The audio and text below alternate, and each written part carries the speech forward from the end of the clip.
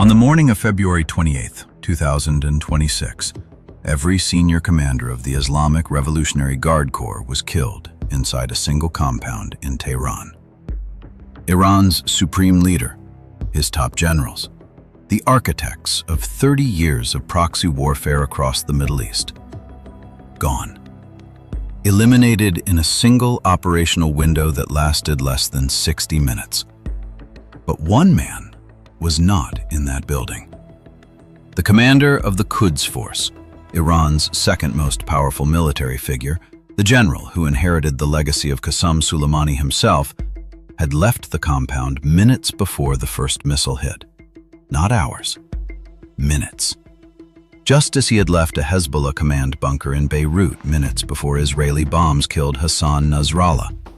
Just as he had walked away from another strike zone in 2025 that Iranian officials initially believed had killed him. 3 times. 3 Israeli strikes.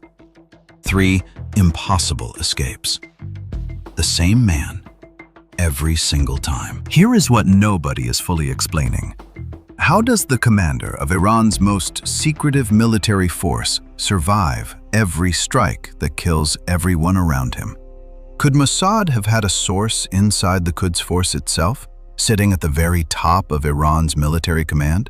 And why has Iran now reportedly detained its own general on charges of spying for the very enemy that killed his supreme leader? The full story is far more extraordinary than anything you have read. And that is exactly what this video is going to show you. Escape by escape, operation by operation, betrayal by betrayal. If you want to understand the intelligence operations reshaping the Middle East in real time, subscribe and hit the bell. We cover the stories the world is still trying to explain. New video every day. But to understand the man, you first need to understand the soldier he had been for 4 decades, because nothing about Esmail Qaani makes sense without that foundation. Qaani was born on August 8, 1957 in Mashhad, the spiritual center of Iranian Shia identity, home to the golden-domed shrine of Imam Reza. Growing up in Mashhad meant growing up inside a world where religion was not a background element of daily life, but its entire architecture. Faith shaped how you understood authority, sacrifice, and loyalty, and in the final years of the Shah's monarchy, as the revolutionary movement built toward its breaking point, it shaped which side of history a young man from Mashhad would choose to stand on. He was 21 when the revolution succeeded in February of 1979. Within months, he had joined the newly formed Islamic Revolutionary Guard Corps, the IRGC, the paramilitary force that Ayatollah Khomeini created not as an extension of the regular army, but as its ideological replacement. The existing military was an inheritance from the Shah. The IRGC was built from scratch by and for the revolution, answering directly to the supreme leader, loyal by conviction rather than by institutional inertia. That loyalty was tested almost immediately. In September of 1980, Iraq invaded Iran, launching 8 years of grinding warfare that would kill hundreds of thousands on each side. Qaani fought on the Western Front in conditions closer to the First World War than to any modern military campaign. What set him apart was not conventional command talent. It was something more useful in a revolutionary army, an aptitude for irregular operations, for building relationships in fractured environments, and for working effectively in the spaces where formal military structures had broken down entirely.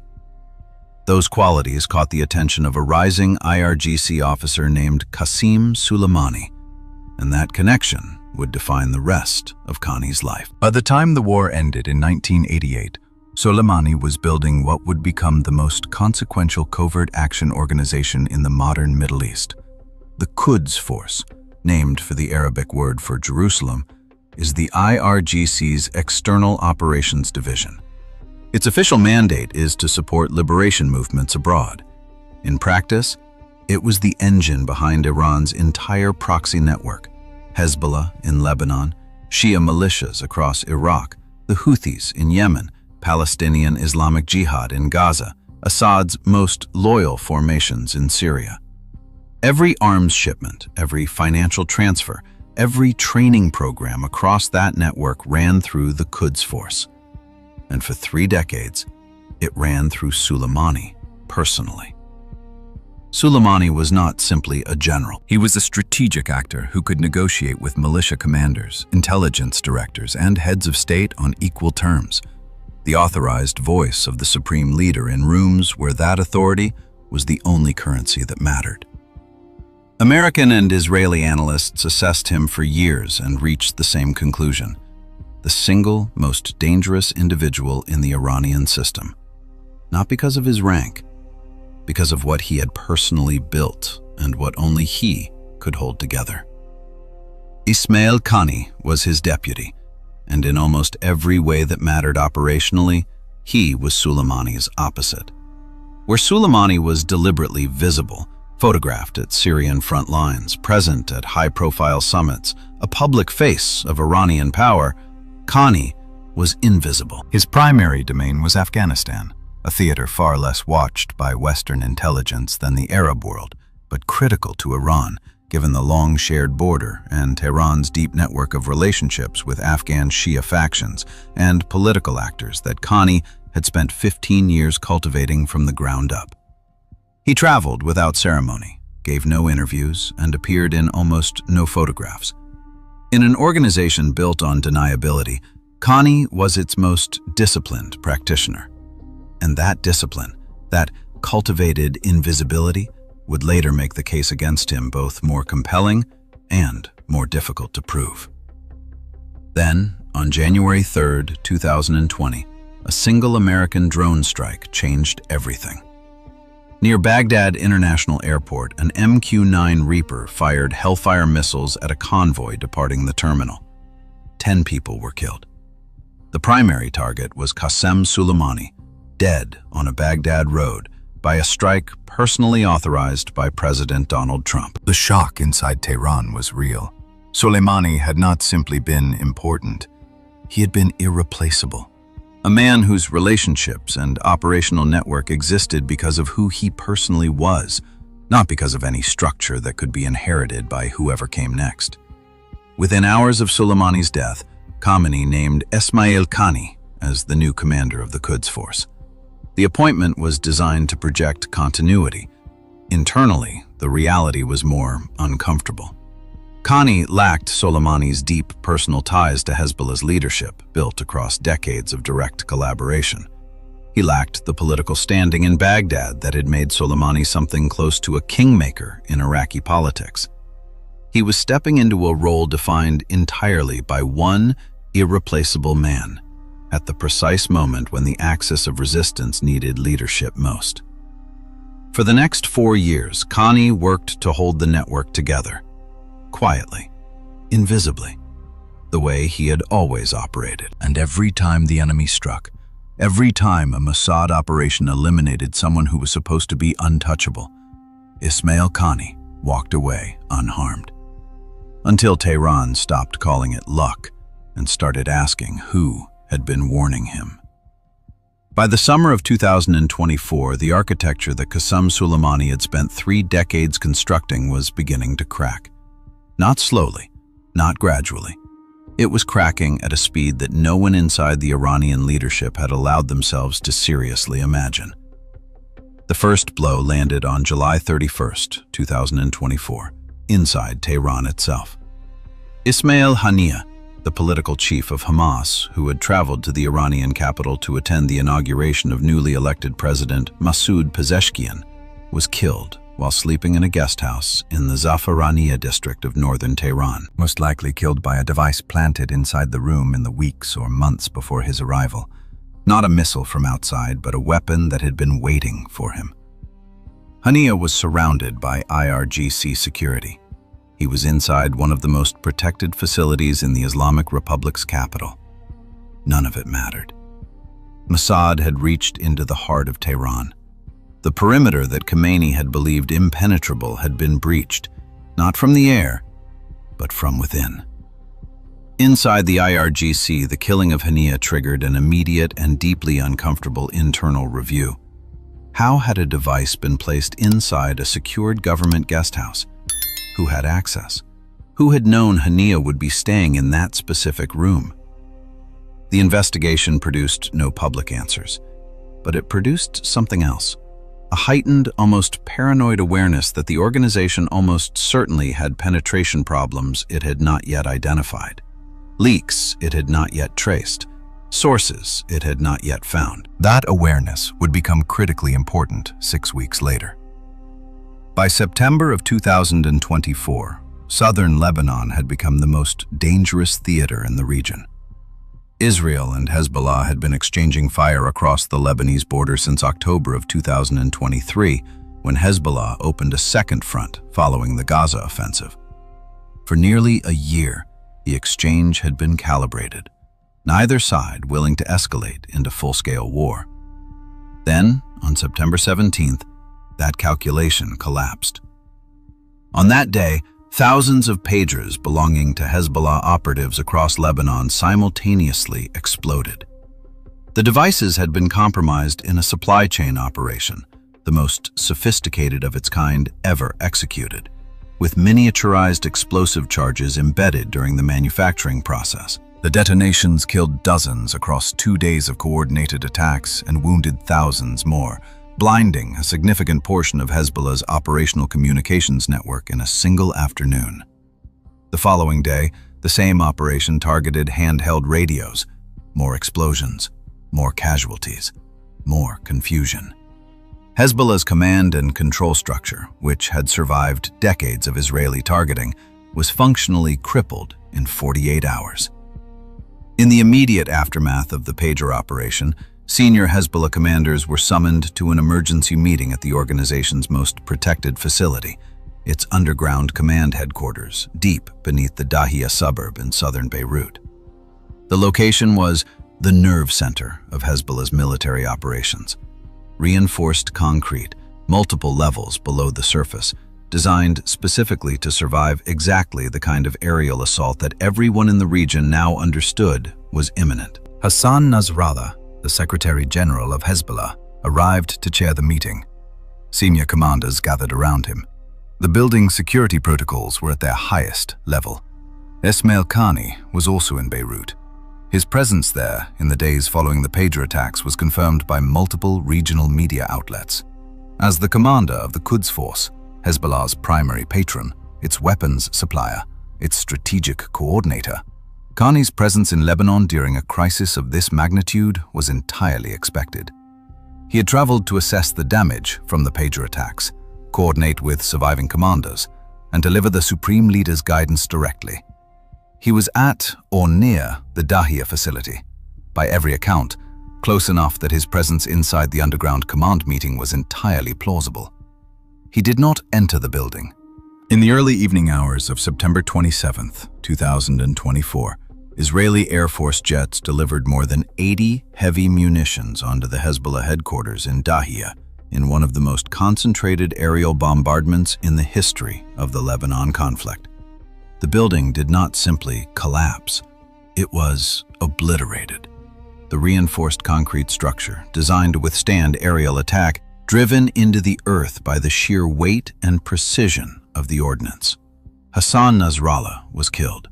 So were every senior commander present at the meeting.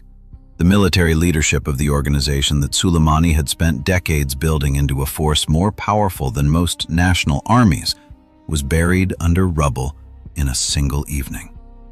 Qani was not among the dead. According to accounts that circulated in both Iranian and international media in the days following the strike, Qani had left the Dahia area and specifically had not entered the underground command facility in the period immediately before the Israeli strike. The margin, by most accounts, was a matter of minutes, not an hour, not a change of plans made the previous day. Minutes. He had been close enough to the facility to have been expected inside it. He had, for reasons that were either extraordinarily fortunate or extraordinarily suspicious, not been inside it when the bombs fell. Inside Tehran, the initial public response was controlled fury. Khamenei issued a statement vowing revenge. The IRGC released tributes honoring Nasrallah.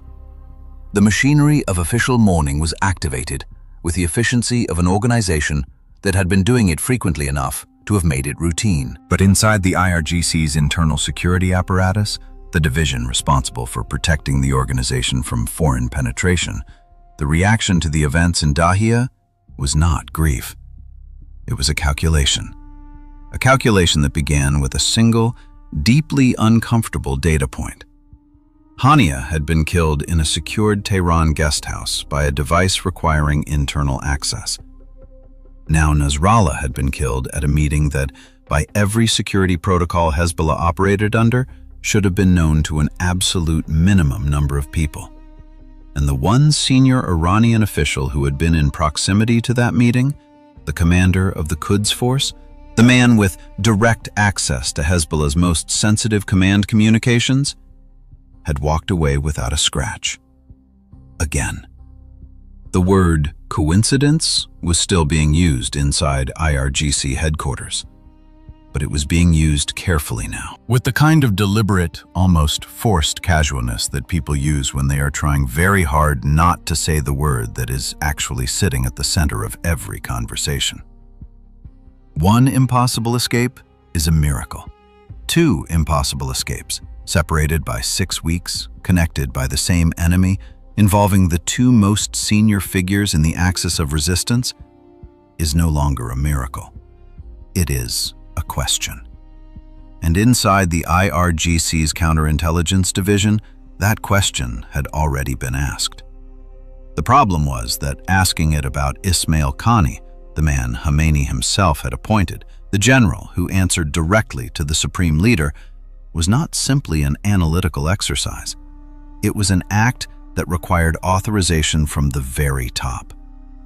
For weeks, no one signed off. The question sat in the room, unspoken, waiting. It would not have to wait much longer. By October of 2024, the axis of resistance was not simply weakening, it was collapsing, and collapsing at a speed that had no precedent in the 45-year history of the Islamic Republic. On October 16, 2024, Yahya Sinwar was killed in the Gaza Strip. The military commander of Hamas, the man who had personally planned and authorized the October 7th attacks of 2023, was found and eliminated by Israeli ground forces in the Tal az-Sultan neighborhood of Rafah. His death removed the last effective military leadership of the organization that Iran had spent decades arming and financing. Gaza, which Tehran had presented to the world as proof that its proxy strategy worked, had been reduced to rubble. The front was gone. Then, on December 8, 2024, Bashar al-Assad's government collapsed in Syria. Rebel forces, moving with a speed that stunned every regional intelligence service, reached Damascus in a matter of days. Assad fled to Moscow, the regime that Iran and the Quds Force had spent years and billions of dollars keeping alive, the regime whose survival was essential to the land corridor running from Tehran to the Mediterranean, the corridor through which weapons had reached Hezbollah for years, was gone overnight. The land corridor was severed. The strategic geography that Soleimani had spent decades building ceased to exist in a single week.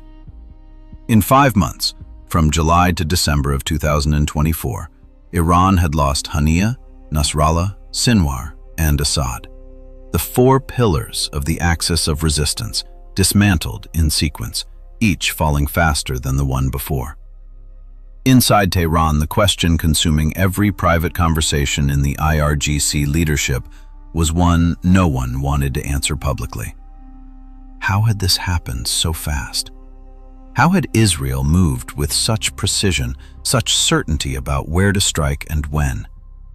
Where were the leaks? Ismail Qani understood that question better than almost anyone alive. He was the only senior figure in the Iranian system who had been physically present near the events in Beirut and had walked away. No formal investigation had been authorized. His name had not appeared in any official inquiry. But inside the IRGC's counterintelligence division, the file on his movements in September had not been closed. It sat. It waited. And then, in the summer of 2025, something happened that made waiting impossible. In June of 2025, Iranian state media and several regional outlets reported that Khani had been killed in an Israeli strike. The story spread rapidly, picked up by international wire services, repeated by analysts tracking the systematic elimination of Iran's senior leadership. For several hours, it held. Then, quietly, Iranian officials contradicted it. Khani was alive. He had been near the targeted location, close enough that the initial confusion was understandable, but he had once again already left before the strike hit.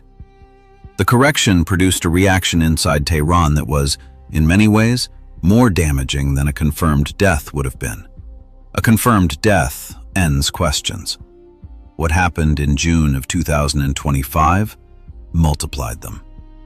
Because the correction meant that Khani had, for the second documented time, been in proximity to an Israeli strike zone and departed immediately before impact. This time, unlike Beirut, there was no urgent military meeting to explain his presence. No obvious operational reason why the Quds Force commander needed to be at that specific location at that specific moment, other than the fact that someone on the other side had apparently known he would be there.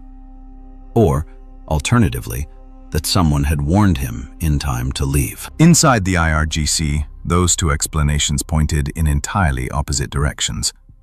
If Israel had targeted Khani and missed, that was hostile targeting, comprehensible. But if Khani had been warned, if someone had passed him advanced knowledge of an imminent strike, knowledge that could only have come from access to classified Israeli or American operational planning, then the question was not about Israeli targeting at all. It was about Iranian penetration at the highest possible level. The IRGC's Counterintelligence and Protection Division, the Sazman-e-Hefazat-e-Etelat-e-Sepa, the body responsible for guarding the core against exactly this kind of internal threat, began its formal internal review in the weeks following the June incident. Initially framed as a broad security audit rather than a targeted investigation, the review asked straightforward questions. Who had known Nasrallah's meeting location in Dahia? Who had known the movements of senior Quds Force commanders before the June strike? What had passed through which channels, and who had access to those channels? The answers kept pointing toward the same layer of the organization. Not toward any specific individual, not yet, but toward the operational stratum of the Quds Force that held the broadest access to the most sensitive movement and location intelligence across the entire Iranian military leadership. The stratum where Khani sat at the very top. What gave the review its most explosive dimension was a pattern that investigators had been reluctant to commit to paper but could no longer ignore. When analysts mapped every major Israeli strike against Quds Force and axis of resistance targets over 18 months, the Pager operation, Dahia, the June incident, and a series of targeted killings against mid-level Quds Force officers in Syria and Iraq, a single thread ran through all of them. Every operation had struck targets within the network managed directly by the Quds Force. Every operation had required precise, real-time location intelligence, and in every case where Khani had been in proximity, he had not been present at the moment of impact. The Counterintelligence Division completed its preliminary assessment in late autumn of 2025. The document did not name Khani as a foreign agent. Iranian counterintelligence does not commit conclusions of that magnitude to paper without evidence beyond pattern analysis. But it formally designated him as a person of significant counterintelligence interest and recommended that his movements, communications, and access to classified planning be placed under covert surveillance immediately. The recommendation was approved. The man Iran had called the heir to Soleimani, the general who had survived every strike, who had spent 15 years building Tehran's most sensitive network of relationships from Afghanistan to Lebanon, was now being watched by his own side. With the particular patience of an intelligence service that had learned, from very recent and very painful experience, that the most dangerous secrets are the ones that have already been inside the room for years. Tehran was no longer asking whether Connie was lucky. It was asking who had been telling him when to leave. And it was now closer to an answer than anyone inside the IRGC had yet been willing to say out loud. The surveillance of Esmail Qaani began in the final weeks of 2025. Covert, unknown to him, or so the IRGC's internal security division intended. His communications were monitored through channels he did not know had been compromised. His movements were logged. His meetings were tracked and cross-referenced against the movements of other senior officials. The officers assigned understood that what they were doing was not simply an investigation into one general. It was a test of the entire system. Because if the commander of the Quds Force had been working for the enemy, then the enemy had not merely penetrated the Iranian military. It had penetrated the room where every decision about Iran's external operations had been made for the past 5 years. Every proxy relationship, every weapons transfer, every covert operation from Beirut to Baghdad to Sana'a. The implications of that possibility were so large that no one inside the IRGC had yet been willing to put them in writing. The surveillance produced no confession, no direct evidence of contact with a foreign intelligence service. What it produced was a pattern. Qaani's movements in the weeks before February 28th were notably irregular. He declined certain meetings without explanation. He altered his schedule on short notice on multiple occasions. And on the morning of February 28th, he was present at the Pasteur Street compound, attending the Ramadan summit where Khamenei had gathered his entire senior military command in one room, according to accounts cited by regional intelligence correspondents in the days after the strike. And then, he left. The exact margin between Qaani's departure and the first missile impact has not been officially confirmed by any Iranian government source. Accounts from individuals with knowledge of the internal investigation placed the window at somewhere between 8 and 15 minutes. Not an hour. Not a scheduled departure logged the previous evening. An abrupt exit, specifically noted by the security personnel on duty at the compound gate, that placed him outside the building in the final minutes before the sky above Tehran became something no one in that city had ever witnessed before. American cruise missiles from carrier strike groups in the Arabian Sea and the Eastern Mediterranean struck Iranian air defense installations across the country. F-35I stealth fighters crossed into Iranian airspace.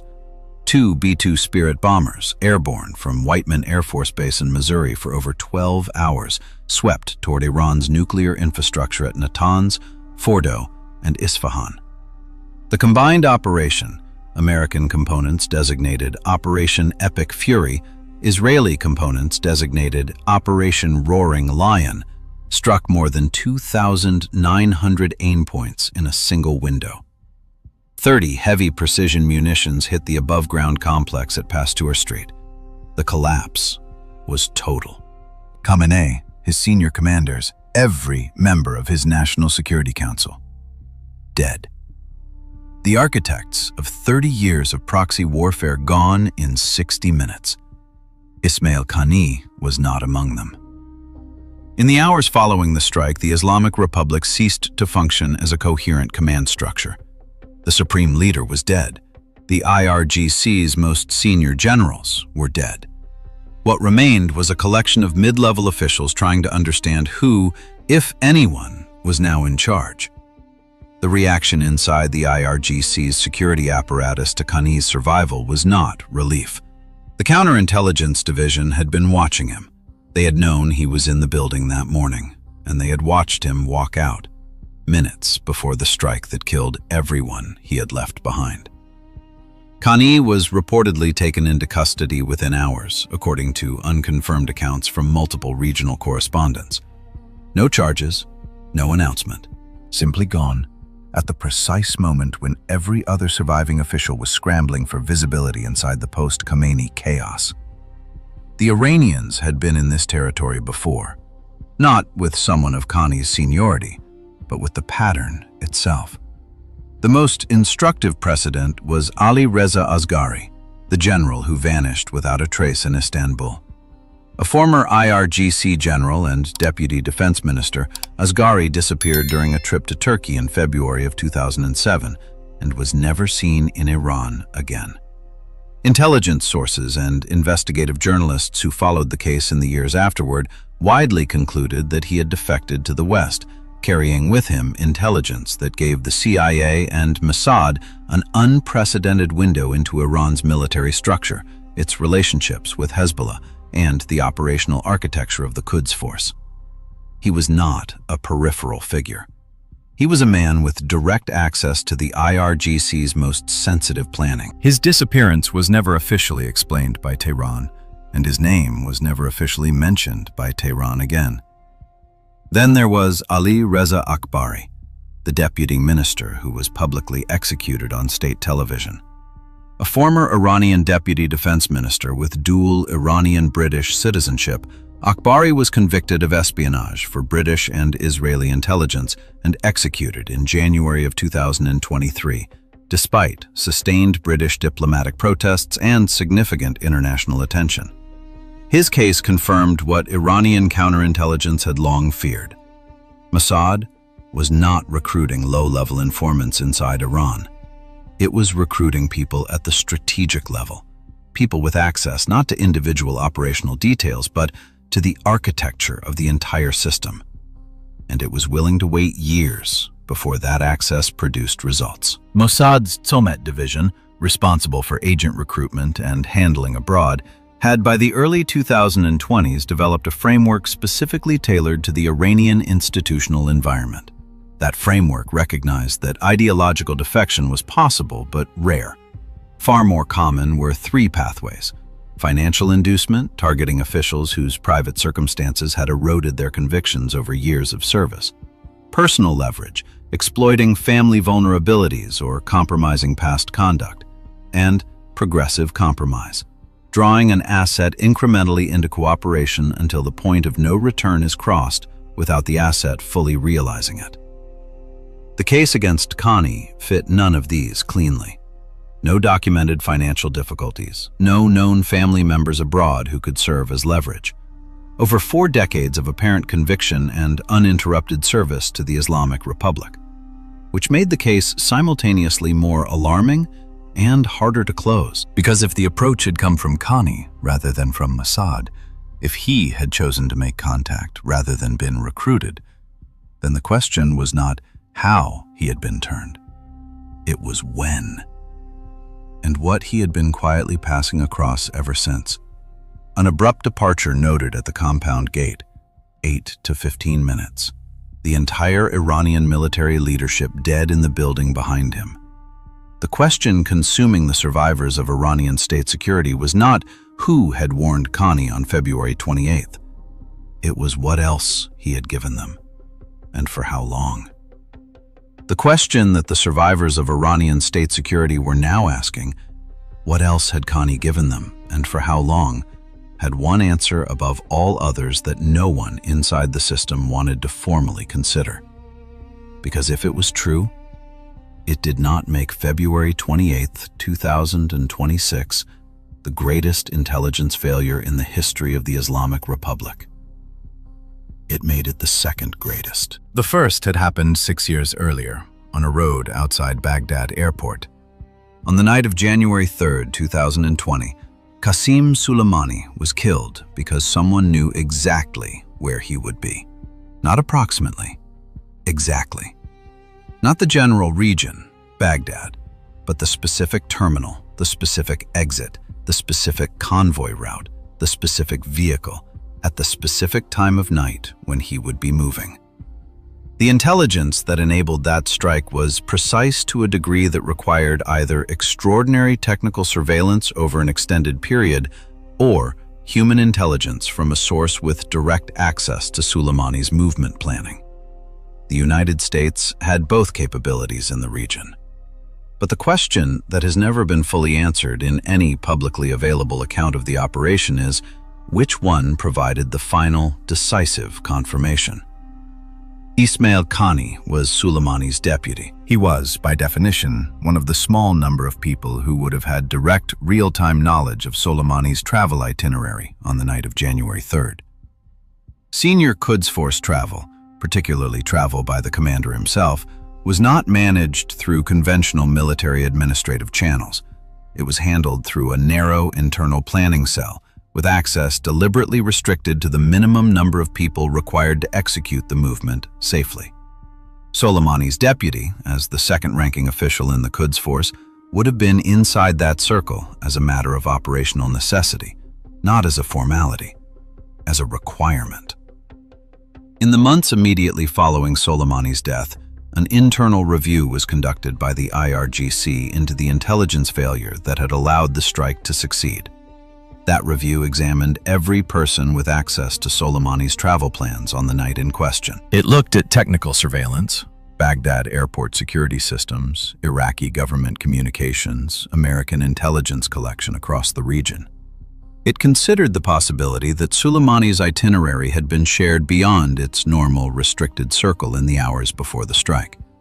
It produced, without certainty, a set of probable explanations pointing toward the periphery of the operation rather than its center: a compromised contact in Baghdad, a technical intercept of Iraqi government communications, a source inside the airport. Qani was not identified as a point of concern. He was the designated successor. He had stood visibly at the funeral. He had been confirmed by Khamenei himself within hours. The review had looked at him, it would have been negligent not to, and had moved on. That conclusion now looked different. If Qani had been in contact with Mossad or the CIA for years before January of 2020, if cooperation had begun not in 2024 but years or even a decade earlier, then the internal review conducted after Soleimani's death had examined a compromised source and found nothing, because the source had given them nothing to find. He had spent his entire career inside the Quds Force learning how intelligence investigations work. He would have known, better than almost anyone, exactly what the review would look for and exactly what it would not. The IRGC Counterintelligence Division, reconstructing the timeline in late 2025, could not close the Soleimani question. It could not open it either, not officially, not without evidence beyond pattern analysis, not without authorization from a system already under enormous stress from the losses of 2024. But the question sat at the edge of everything else they were examining. Because if Qani's cooperation had indeed begun before 2020, if it had been running quietly and invisibly through the last years of Soleimani's life, then the most consequential American military strike of the 21st century had not simply succeeded because of superior American intelligence capabilities. It had succeeded because a man who attended Soleimani's funeral, wept publicly for his commander, and accepted appointment as his successor, had already been working for the other side. The implications of that possibility were not ones the Iranian system had the institutional capacity to absorb all at once. So they did not. Instead, the system did what intelligence services do when they encounter a truth that is too large to confront directly. They documented what they could prove, authorized surveillance on what they could not, and waited. By March of 2026, in the weeks following the February 28th strike, the waiting was over. The compound on Pasteur Street was rubble. The supreme leader was dead, and Ismail Qani, the man who had commanded Iran's most powerful external operations unit for 5 years, who had spent 15 years before that building Tehran's network from Afghanistan to Lebanon, had vanished from public view entirely. No statement, no appearance, no sign of the institutional role he might have been expected to play in the succession crisis unfolding around him. The silence was absolute. And in the Iranian system, that kind of silence has only one meaning. The Afghan network that Qani had spent 15 years building, The relationships with Shia factions, the financial channels, the intelligence contacts that had survived even the American occupation and the Taliban's return to power, was now without direction from the center. Not because it had been destroyed, but because the man who had personally built it and personally held it together was no longer available to anyone. The network existed, the relationships existed, but the man who understood them, who had cultivated them across decades, who knew which commander trusted which intermediary and which channel was compromised, he was gone. In the custody of the organization he had served his entire adult life, facing a reckoning that the Islamic Republic has never, in 46 years of existence, found a way to conduct gently. The cases of Asghari and Akbari had established what that reckoning looked like. It was swift. It was unannounced. It ended one way. The Islamic Republic does not negotiate with men it believes have betrayed it. It does not offer reduced sentences in exchange for cooperation. It does not hold public trials for high-value intelligence cases that it does not want the world examining too closely. It closes the file. Quietly. Permanently.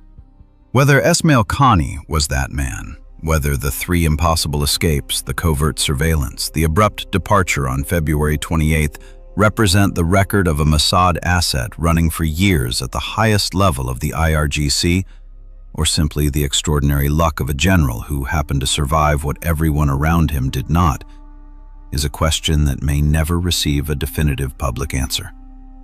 Tehran will not provide one, and the intelligence services of the countries that spent 5 years dismantling the axis of resistance, operation by operation, target by target, are not in the business of confirming their sources. But in those services, in the rooms where the operational decisions of 2024 and 25 and February 28th were made, there are people who already know the answer to the question Tehran is only now beginning to ask.